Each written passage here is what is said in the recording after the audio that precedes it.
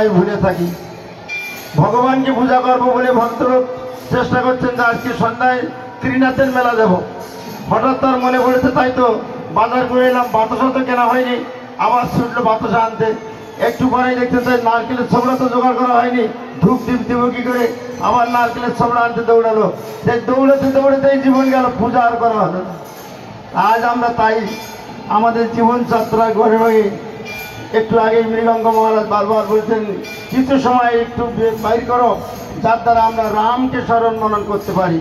হে বন্ধুগণ, আমাদের এই 24 ঘন্টার মধ্যে যারা বিবেকবান বুদ্ধিমান, যেখানে তারা অন্তরাত্মা চেষ্টা যত্ন করে, কচ্ছিৎ ধীর কদাচিৎ কদাচিৎ ধীমান ব্যক্তি বুদ্ধিমান ব্যক্তি তারা স্মরণ মনন করেন স্রষ্টাকে। যমন হরিদাস তিনি কি সংসারে অন্যান্য বিল্ডিং রচনা করেছেন, হাসপাতাল রচনা করেছেন? তিনি সারাদিন ধরে জপ ধ্যান করতেন। জপ ধ্যান করে তিনি মহত্ব অর্জন করেছেন। তিনি আমাদের শ্রদ্ধার পাত্র হয়েছে। আমরা মীরাবাই, যমন হরিদাস, তুকারাম, নামদেব, কবিরজি এদের প্রতি শ্রদ্ধা নিবেদন করি। প্রকাশ্য প্রমাণ, জ্বলন্ত উদাহরণ যে রত্নকর দস্যু। আমরা জানি কয়লা ধুইলে ময়লা যায় না, কিন্তু মানুষ যদি সংশোধন হতে চায় সে কিন্তু সংশোধিত হতে পারে। রত্নাকর দস্যু এতদিন মা বাবাকে খাওয়াচ্ছিল, বউ ছেলে মেয়েকে দেখাশোনা করছিল, তার জীবনে পাপ হচ্ছিল। কেন? সে অন্য পথে প্রলোভনিত হয়েছিল, সে পরিচালিত হয়েছিল কুপথে। মানুষ খুন করত, লুণ্ঠন করত, হত্যা করত, তাই তার জীবনে পাপ এসেছিল। কিন্তু আমরা তো তা করি না। আমরা পিতামাতাকে দেখব, স্ত্রী পুত্র পরিবারকে লালন পালন করব, সৎ পথে কষ্ট করে রিক্সা চালিয়ে জীবনযাপন করব, কিন্তু রত্নাকরের জীবনের মতো জীবনযাপন করব না।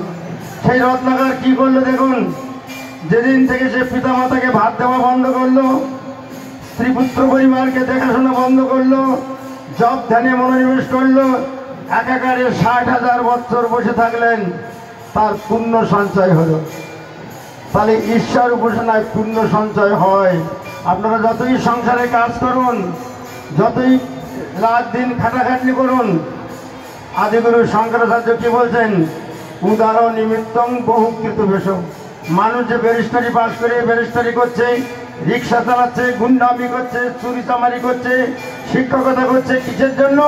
পেট চালানোর জন্য। আদিগুরু শঙ্করাচার্য বিদ্যালয়ে ভুল কথা বলেছেন।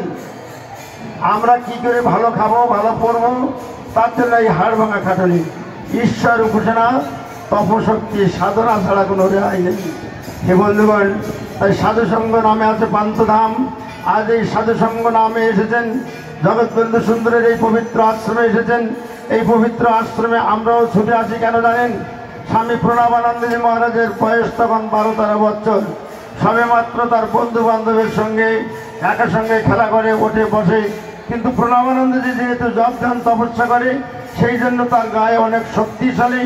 যে কোনো কারণে দড়ি টানাটানি খেলায় যদি একদিকে 50 জন থাকে আর একদিকে বিনোদ সাধু প্রণবানন্দ একাই থাকে, তাহলে ওই 20 জনকে টেনে নিয়ে যায়, সে কারোর পরাজিত হয় না। সেই জন্য হঠাৎ স্বামী প্রণবানন্দজি বালক ব্রহ্মচারী, বিশেষ করে বিনোদ ব্রহ্মচারী তখন তার নাম, বললেন তোমরা আজ বিকালে ফুটবল খেলে একটু তাড়াতাড়ি চলে এসো। আজ প্রভু জগৎবন্ধু সুন্দর আমার এই বিনোদ ব্রহ্মচারীর আশ্রমে প্রণব মঠের অঙ্গনায় বাজিত করে আসবেন। ছেলেরা এসেছিলেন, কথোপকথন হয়েছে, চলেও গেছেন। হে বন্ধু, অন্তর্দৃষ্টি সম্পন্ন প্রণব মঠ এবং জগৎবন্ধু সুন্দর আশ্রম, আমরা এই কথা শিরোধার্য মনে করি যে একজন মহাপুরুষের মৃত্যুর 6 বছর পরেও দেখা দিতে পারেন, কথা বলতে পারেন, অন্তরের সঙ্গে অন্তর মিল হলে তাদের জীবনের সঙ্গে প্রভূত। আজ আমরা এই জগৎবন্ধু সুন্দর আশ্রমের এই পবিত্র অঙ্গনে বারবার আসি, তার সাহচর্য, তার আশীর্বাদ শিরে ধারণ করে আমরাও যেন বিহরণীয় হতে পারি, আনন্দঘন চিত্তে দিব্য জীবন যাপন করতে পারি।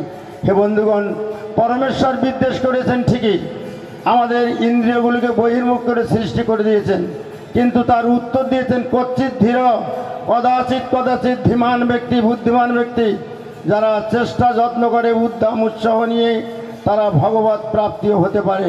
তা না হলে তুলসীদাস পেত না। ত্রেতা যুগে রামচন্দ্রকে, কলিকালে তুলসীদাস পেয়েছেন চিত্রকূট পর্বতে, এলাহাবাদের চিত্রকূট পাহাড়ে। তাহলে আমরা কেন পাবো না? আমরা যদি স্মরণ মনন করি জগৎবন্ধু সুন্দরের সেই কথা, তোরা ডাকিস বা না ডাকিস, আমি আমার আশীর্বাদ তোদের শিরে বর্ষণ করব। সূর্য যেমন পূর্ব দিগন্তে প্রভাতে রক্তিমাভায় টকমক করে উঠে ওঠে, আবার পশ্চিম দিগন্তে রক্তিমাভায় বিদায় নেয়। সারাদিনের সূর্যের তেজ কোনো গরিবের জন্য ধনীর জন্য পৃথক পৃথকভাবে বিকরিত হয় না।